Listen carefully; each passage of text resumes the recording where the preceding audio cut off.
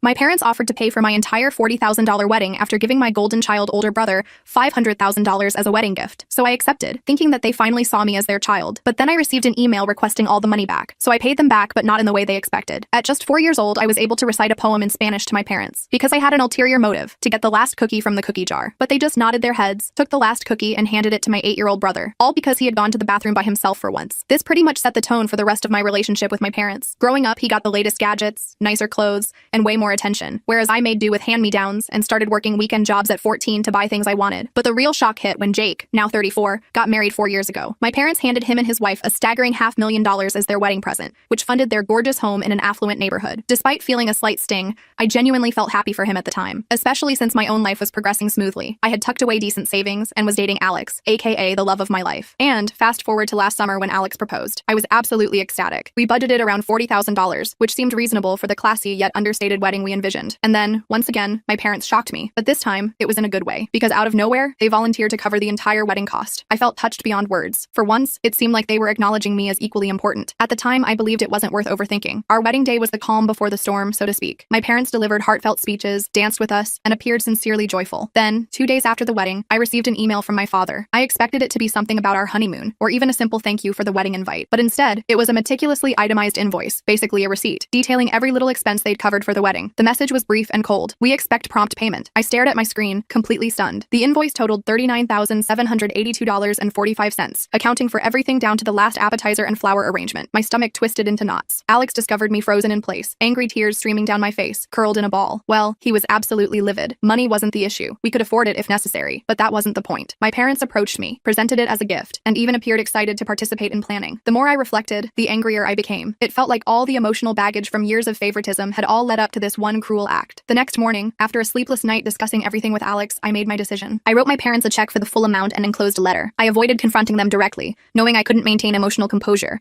and I didn't want this devolving into a shouting match. In my letter, I reminded them that I'd been independent since age 15, paying my own way while watching them lavish everything on Jake. I held nothing back. I talked about their differential treatment and how I never complained, their cruel bait-and-switch tactic, treating me like a stranger. And finally, I finished it off by letting them know I would decline any future offers of assistance from them, including inheritance. After mailing the check and letter, I blocked their numbers. But then, complete radio silence followed. For days, I heard nothing from them, which only intensified my anger. But after a few days passed, I missed the peace, because I was getting spammed with hate and threats by my own family members. Messages from extended family members started flooding in. Distant cousins, aunts, uncles, and family friends began calling and texting, accusing me of being ungrateful and dramatic. They claimed my parents had done so much for me, and that I was blowing everything out of proportion. Jake called too, screaming about how I was destroying the family. He insisted I should have just paid the invoice without creating drama. Typical Jake behavior, always siding with them. Why wouldn't he? I haven't responded to anyone. I'm not sure what to say. On one hand, I feel completely justified. After years of second-class treatment, this felt like the final straw, and I needed to stand up for myself. On the other hand, I wonder if I'm overreacting. Am I being too sensitive? Was it unreasonable to expect they'd treat my wedding as a gift like they did Jake's? Should I have just paid the invoice and moved on? Alex's family has been incredibly supportive throughout this ordeal. His parents were horrified when they learned what my parents had done and check on us daily, but the constant messages from my side of the family are wearing me down. I'm questioning whether I made the right choice. Did I handle this incorrectly? Should I have tried talking to my parents before cutting contact? Or was I right to finally draw a boundary after years of feeling less valued than Jake? I'm truly stuck now and unsure if I'm actually wrong here. Part of me believes I had every right to be upset and defend myself, but another part wonders if I've created an irreparable family rift. Maybe I should have approached this differently. Any thoughts? Update 1. Since posting, things have gotten considerably worse. I never imagined sending that check and letter would trigger such chaos, but here we are. Yesterday morning, I awoke to an email from my mother. It slipped through because she used her company email, which I hadn't blocked yet. Her message was lengthy and self-righteous. She claimed the invoice wasn't meant to be taken seriously. According to her, they never actually intended to cash the check. The whole thing was supposedly a life lesson about financial responsibility. They allegedly wanted to test my reaction, and once they felt I'd learned their lesson, planned to tear up the check and surprise me with a $120,000 gift as my real wedding present. I couldn't believe what I was reading. A life lesson? What kind of parents trick their adult daughter this way? After reading this, it became crystal clear that this wasn't about fairness or love. It was about control. They wanted to see if I'd comply blindly or push back. It felt manipulative and cruel. Without hesitation, I immediately mobile deposited the check. No way was I letting them tear it up after this lesson. I wanted it cashed, forcing them to feel the weight of their actions. In response to my mother's email, I sent a brief reply. Thank you for confirming this was, indeed, a deliberate test rather than a misunderstanding. Then I blocked her work email too. I anticipated more contact attempts, but had zero interest in additional games or so-called lessons. That evening, situations escalated further when Jake appeared at my condo unannounced. He pounded loudly on my door, shouting my name. I initially didn't answer, hoping he'd eventually leave, but that didn't happen. Instead, he began yelling through the door, claiming I was being childish and blowing everything out of proportion. He insisted our parents were just teaching me responsibility because they worried about my spending habits. That comment, especially coming from Jake, made my blood boil. This was the same guy who never paid his own cell phone bills, never worked without parental support, yet had the audacity to lecture me about financial responsibility. While he continued ranting, I quietly recorded everything on my phone. Unsure what might happen next, I wanted evidence in case the situation became messier. Jake rambled endlessly about how I was destroying the family over something trivial, and that I should apologize to our parents and move forward.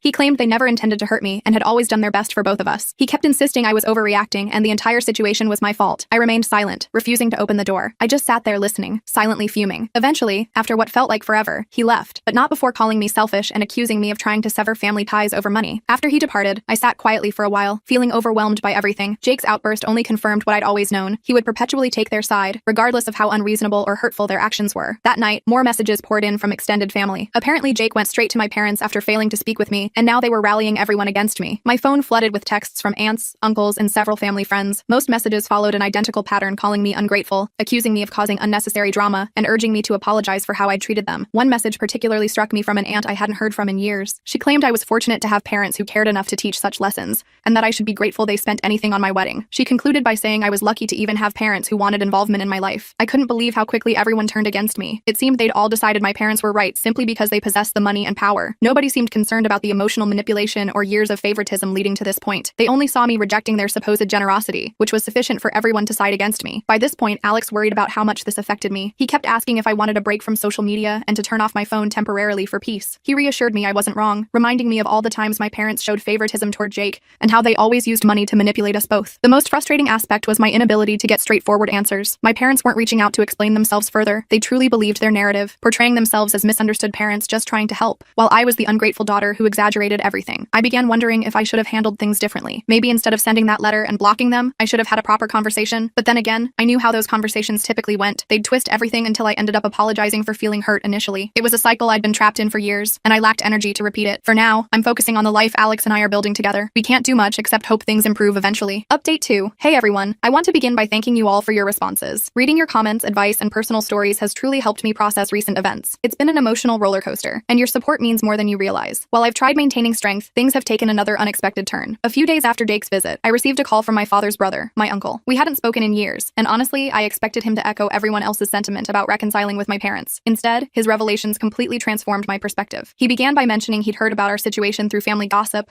and felt compelled to contact me because, apparently, this wasn't their first manipulative stunt. 20 years ago, something similar happened between him and my grandparents, my father's parents. My uncle refused to tolerate their manipulative tactics, resulting in them smearing his reputation throughout the family, accusing him of theft and ingratitude for everything they'd provided. He explained that back then, my father didn't support him. In fact, he sided with their parents, creating a massive rift between the brothers that never fully healed. My uncle always felt abandoned by my father, and it took years to understand how their family operated. Hearing him describe the past mirrored my own experience in different contexts. My grandparents had used money and manipulation to control my uncle, exactly like my parents were attempting with me now. As he continued, everything started making sense. My parents weren't behaving out of character. They were repeating patterns established long before my birth. They learned this behavior from their own parents, and my father, having enabled his brother's situation years ago, was now playing the same role with me. My uncle mentioned that his refusal to comply with my grandparents' demands carried severe consequences. After their fallout, they completely cut him off financially and emotionally. They portrayed him as the family's black sheep, and even today, relatives believe the lies spread about him. It was entirely about control, he explained, and when they couldn't control him anymore, they erased him from their lives. His story sent chills down my spine. It perfectly mirrored my current situation. My parents were upset because I refused to play their game, and rather than understanding my viewpoint, they turned the entire family against me. I began recognizing how deeply this toxic cycle ran, and how entrenched my parents were in believing they could control their children through manipulation. After our conversation, I couldn't stop contemplating everything he shared. It made me wonder if, deep down, my father's behavior stemmed from guilt. Perhaps he knew he'd abandoned his brother years ago and was now justifying his actions by doubling down on identical tactics. My parents have. In subsequent days, family members continued messaging me. Clearly, Jake had been working overtime rallying people against me. One cousin I'd always been close with sent a lengthy text claiming I was selfish and disrespectful for not appreciating everything my parents had done. She said it wasn't too late to fix things, but I needed to humble myself and apologize before it was too late. Her message contained identical rhetoric everyone else used, which was exhausting to read. I realized I was raised in a family where love came with conditions. Everything involved strings, whether financial help, emotional support, or even celebrating life events like weddings. Now that I'd refused to follow their rules, I was being isolated, just like my uncle had been. Alex remained my foundation throughout this ordeal. After my uncle's call, we had a lengthy discussion about our future. He assured me that regardless of what happens, we'd overcome this together, and that I owed nothing to anyone, not my parents, not Jake, and certainly not extended family members who suddenly became amateur psychologists. His unwavering support has been beyond invaluable. Despite Alex's support, I still felt conflicted. My parents had significantly damaged me emotionally, and part of me still wondered if I was mistaken. Was there a way to repair things without compromising my boundaries? I spent hours debating internally, trying to determine if reconciliation was possible possible without sacrificing my mental health. Then something unexpected occurred. I received a voicemail from my father, his first direct contact since I'd sent the letter and check. His voice sounded different, not angry or demanding as expected, but tired. He mentioned not wanting to continue fighting and willingness to talk if I was open to it. While he didn't apologize or acknowledge what happened, something had clearly shifted. Perhaps he was beginning to realize I wouldn't back down this time. I haven't responded yet. Part of me wants to call back and explore the possibility of an honest conversation about everything, but another part recognizes this could be another manipulation attempt to make me feel guilty. My uncle's words keep echoing. They'll never admit wrongdoing because they don't believe they're wrong. If I decide to speak with my father, I must prepare for the possibility that nothing changes. Currently, I'm still processing everything. Revelations from my uncle, family messages, my father's voicemail. It's overwhelming, and I'm uncertain about my next step. I want to believe my parents can change, finally seeing me as an equal rather than someone to control, but I also recognize that after years of such treatment, a single conversation won't repair the damage. For now, I'm taking each day as it comes. Alex and I are concentrating on our lives and future together, trying to build something healthy and free from toxic family patterns. Yet tension persists. Am I doing right by maintaining my position, or am I pushing away my only family? As much as I wish for clarity, I remain uncertain. Perhaps that's acceptable for now. I'll update as things develop, but currently, I'm navigating this situation as best I can. Update 3. Hi everyone. First, I want to express how thankful I am for all your responses. Your advice and support have been priceless while dealing with this family disaster. When I initially posted, I had no idea where things were heading or what I wanted, but after reading your comments and considerable reflection, I've reached important conclusions. Something that really resonated from your responses was how many pointed out that I've been forcing myself to repair relationships with my parents, trying to patch things up and pretend everything was normal. But truthfully, I've finally accepted that it's okay if things don't return to normal because, honestly, I'm not even sure what normal actually was. My relationship with my parents was always unhealthy, and I've spent years ignoring that fact. Now I realize it's acceptable to abandon the idea that things will ever meet my expectations. Many of you suggested I might have been too generous in my assumptions about my father's guilt. Looking back, I see I was clinging to hope that maybe his behavior stemmed from guilt and that he could change. You were right. It doesn't justify his actions or excuse years of manipulation, favoritism, and emotional control. No matter how guilty he might feel, it doesn't erase the harm inflicted or mean I should forgive him for it. Simultaneously, I recognized my need for closure, to end this chapter of my life, regardless of whether it involves reconciliation with my parents. So I decided to meet with my father, feeling it was necessary for my own closure, not theirs. Meeting him, I immediately noticed he wasn't the same intimidating figure from my childhood. He appeared worn down, almost defeated, and for the first time ever, genuinely apologetic. He didn't explicitly say, "I'm sorry," but he apologized for how the wedding situation unfolded and for how both my mother and Jake had treated me. He even mentioned speaking with relatives and asking them to stop harassing me, which provided slight relief. Then he did something unexpected. He attempted returning the money. He produced the same check I'd sent for wedding expenses and slid it across the table,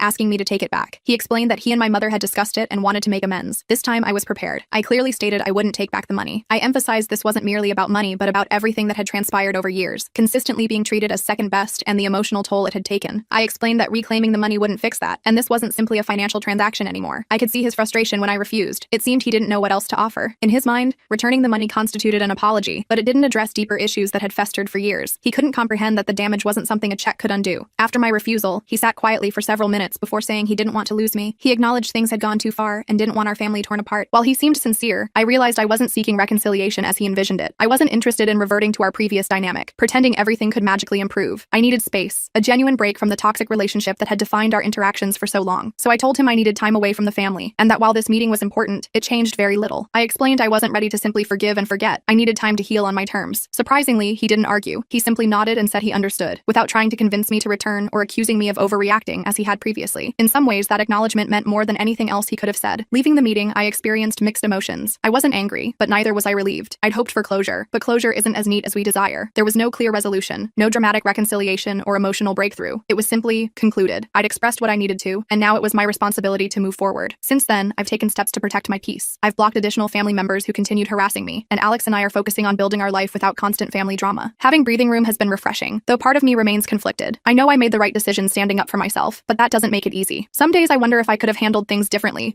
or given my parents another chance. Then I remember years of feeling inadequate and remind myself I deserve better. Jake, predictably, hasn't contacted me since meeting with my father. I suspect he remains upset about the fallout, but at this point, I'm not interested in mending things with him either. He's clearly demonstrated where his loyalties lie, and I've accepted our relationship will never reach its potential. I'm okay with that now. Releasing the fantasy that we could ever be close has been painful, yet liberating. Regarding my father, the future remains uncertain. He seemed genuinely remorseful, but I'm unsure if that's sufficient to rebuild our relationship. For now, I'll continue prioritizing myself and my happiness. If there's one lesson from this experience, it's that I deserve to put myself first for once, and that's exactly what I'll do. So that's where things stand currently. It's not the happy ending I might have wanted, but it's the conclusion I needed. Sometimes, that's enough. Thank you again to everyone following along and offering support. I appreciate it more than words can express.